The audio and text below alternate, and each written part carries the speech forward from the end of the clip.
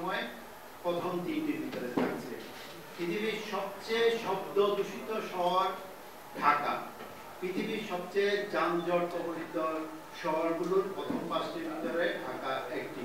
পৃথিবীর সবচেয়ে বর্জ্য দূষণে মিসম্যানেজমেন্টের শহর প্রথম সারির কয়েকটির ভিতরে ঢাকা একটি।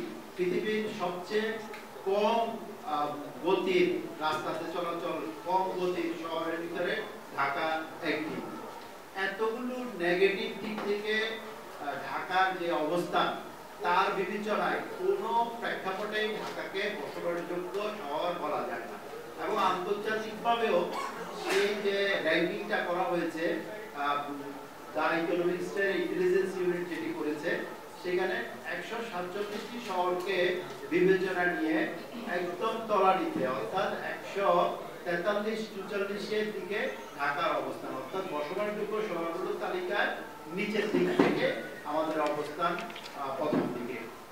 এই যে এগুলো সম্পূর্ণ বিজ্ঞান ভিত্তিক তথ্য উপাত্ত বলছে যে ঢাকা বসবাসযোগ্য না।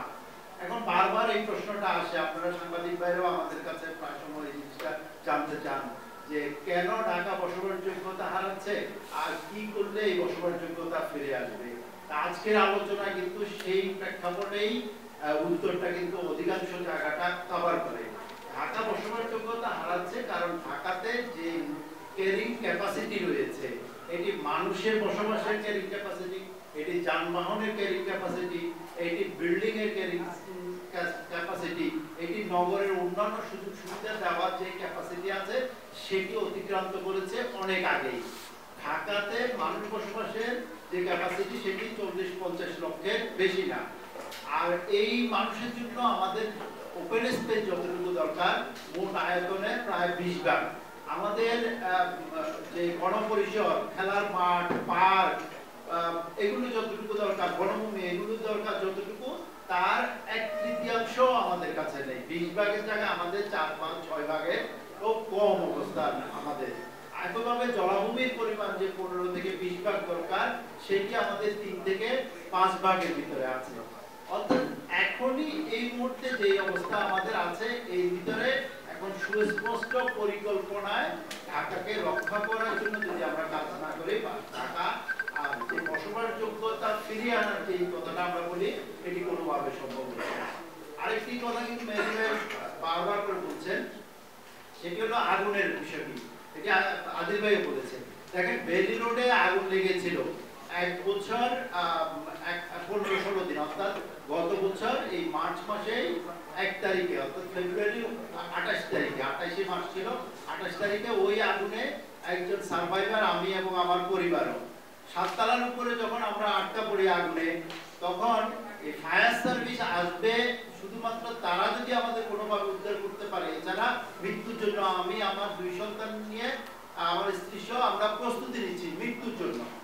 কিন্তু ফায়ার সার্ভিস প্রায় 1.5 ঘন্টা পরে ক্রেন নিয়ে আমাদেরকে ওই পর্যন্ত পৌঁছতে পেরেছে। বেইলি রোডের ওই জায়গাটি ঢাকা শহরের অন্যতম একটি কানেক্টিভ জায়গা, খুবই সহজে গাড়ি যেতে পারে। তারপরেও এই যে 7 তলা 8 তলায় উঠে ক্রেনটা উদ্ধার করার মতো তার যেটা আদিল ভাই বলেছে, এটির ঘূর্ণনের জন্য যতটুকু জায়গা দরকার, ওইটুকু জায়গা অ্যারেঞ্জ করতে তাদের প্রায় 2 ঘন্টা লেগেছে। 2.5 ঘন্টা পরে আমরা উদ্ধার পেয়েছি।